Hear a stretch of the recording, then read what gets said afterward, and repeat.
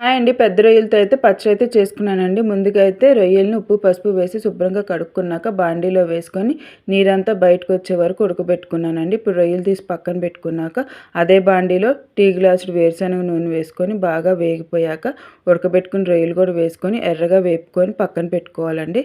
ఇప్పుడు అదే నూనెలో అల్లం వెల్లుల్లి పేస్ట్ ఒక 2, 3 స్పూన్లు వేసుకొని ఇది కూడా బాగా ఎర్రగా వచ్చే వరకు వేపుకున్నాక వేపుకున్న రొయ్యలు కూడా వేసుకొని ఒక 2 నిమిషాలు ఉడికిపోయాక అందులోనే ఒక స్పూన్ పసుపు, 2, 3 స్పూన్లు కారం, 2, 3 స్పూన్లు ధనియాల పొడి, చెక్క లవంగ పొడి కూడా వేసుకొని బాగా ఒక 5 నిమిషాలు ఉడకనివ్వాలండి. ఇప్పుడు సరిపడ ఉప్పు కూడా వేసుకొని దింపేసుకోవాలండి. ఇప్పుడు చల్లారిపోయాక ఒక 2 నిమ్మకాయ రసం అయితే వేసుకొని డబ్బాలో వేసేసుకోవటమేనండి. చాలా చాలా టేస్టీ అయిన రొయ్యలు పచ్చడి అయితే రెడీ అయిపోయిందండి. ప్లీజ్ వీడియో కనుక నచ్చితే లైక్ చేయండి, సబ్స్క్రైబ్ చేసుకోవడం మాత్రం మర్చిపోకండి. తెలుగింటి ఫుడ్ అండ్ బ్లాగ్స్.